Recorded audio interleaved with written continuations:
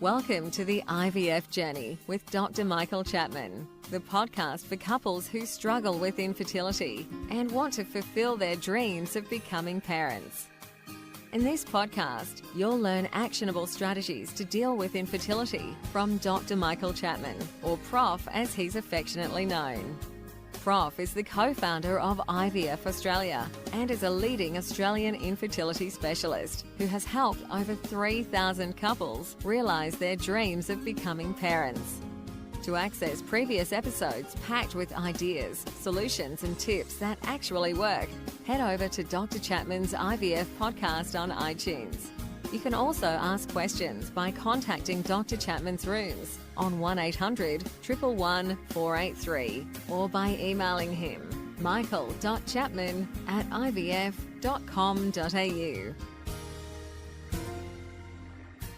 That first cry of a baby born after the long journey of IVF remains one of the most beautiful experiences in the world.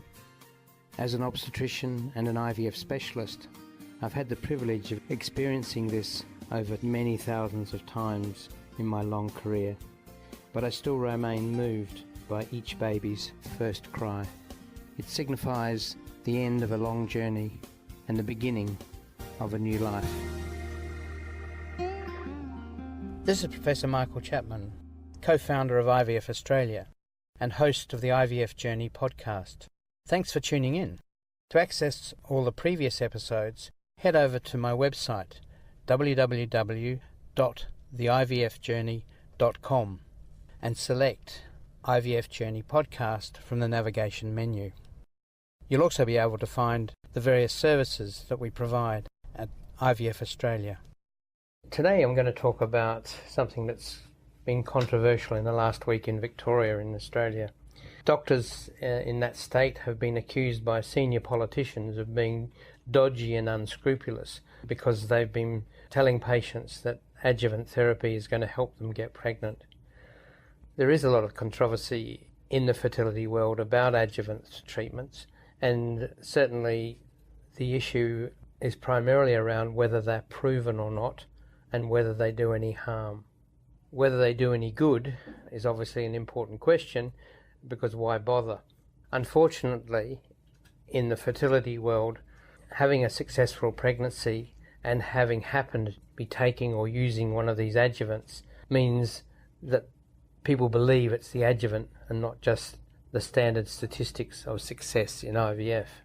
So what do we mean by adjuvant therapy?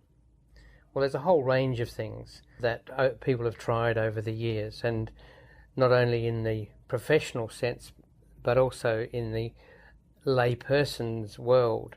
There are lots and lots and lots and lots of treatments that are being suggested that may help pregnancy occur when you're having fertility problems.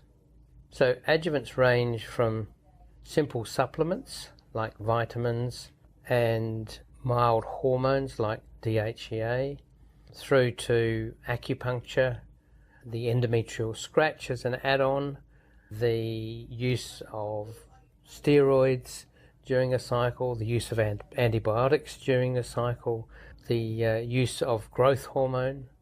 Each one of these has been suggested as potentially improving your chances of success. And infertility patients are incredibly vulnerable to something that somebody might say works. So therefore, it is not surprising when people don't get pregnant, they complain that they were misled. And certainly that's what's being stated in Victoria, that there are disgruntled, unhappy patients who haven't got pregnant, who've been taken through these various adjuvant therapies and regimes, who believe that they were not given the full truth. The truth that scientific evidence shows that none of them are of any benefit in improving pregnancy rates. One of my colleagues, Professor Kovacs, coined the phrase snake oil for all of these therapies.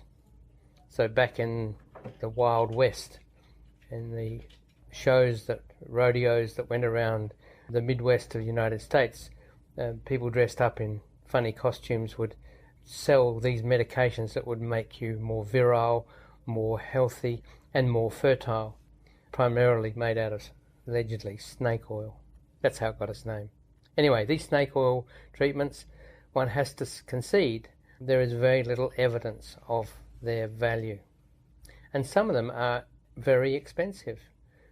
And when IVF is not cheap in itself, to add on adjuvants that are unproven scientifically is wrong.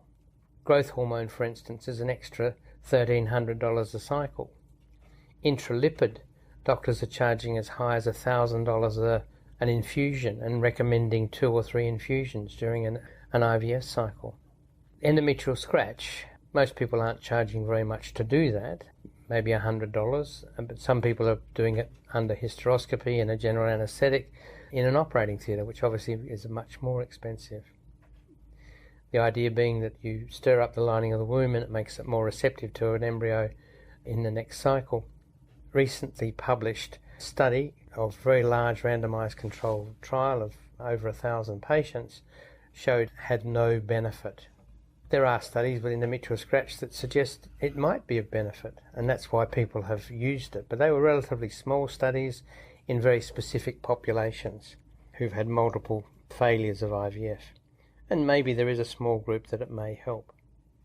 Of the other supplements, the DHEA, there have been some studies suggesting that it may be of assistance to take androgens in women who are only able to make a few eggs when stimulated, even with very high doses of medication. However, there are other studies that show it has no benefit whatsoever.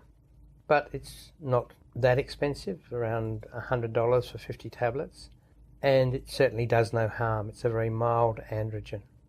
And we've all had pregnancies with women taking DHEA. There's some hypothetical value in it, in that women's ovaries need male hormones to help eggs being produced.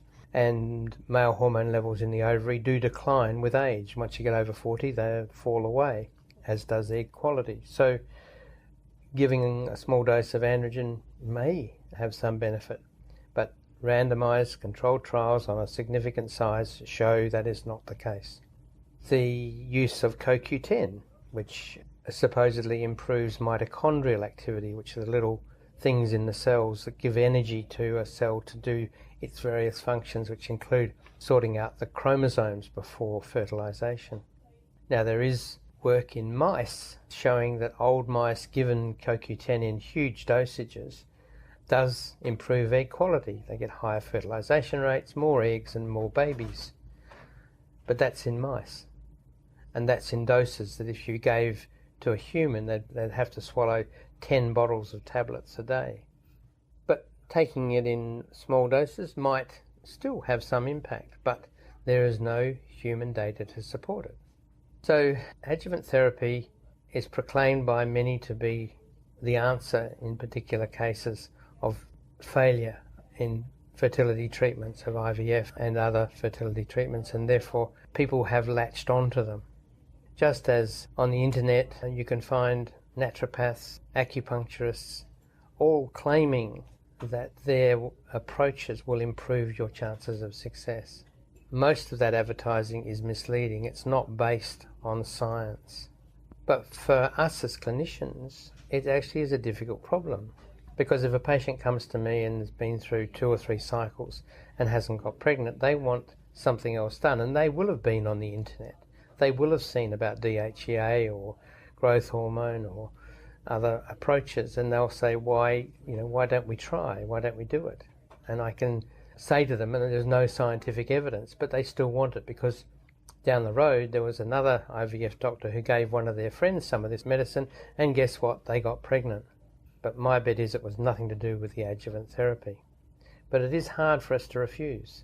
My own approach, and I think it's that of many of my colleagues, is that as long as it does no harm and it doesn't cost the patient substantial lumps of money, then why not? There's lots in medicine where the placebo effect is probably important in getting individuals through various sicknesses and ailments. But nature's probably done the job rather than them. So we'll see what happens in Victoria, because what was announced was an inquiry by the Health Complaints Commission about these dodgy and unscrupulous doctors who hand out these adjuvant therapies and advertise how good a doctor they are because they have all these regimes that are going to help you get pregnant. But their pregnancy rates are no better than anybody else's. And I would challenge any of them to prove that there was any value scientifically in what they're providing. So buyer beware. One of the good things about Australian training of doctors who are real subspecialists in infertility is that they do provide you with the best information. That doesn't mean they won't prescribe adjuvants, but they will give you a realistic view of their use and their value. So find a good doctor is probably the most important thing. And if you take along your desire to have adjuvants, they probably will give it to you, but they will try and make you see that adjuvants really do make very little difference to your chances of success, or no difference. And don't forget that you can access all the previous episodes by going to our website www.theivfjourney.com and select IVF Journey Podcast from the navigation menu. Thank you for listening to the IVF Journey with Dr. Michael Chapman, the podcast which helps couples negotiate their way through the IVF journey, all the way to parenthood. You can also ask questions by contacting Dr. Chapman's rooms on 1800 111 483 or by emailing him michael.chapman@ivf.com.au.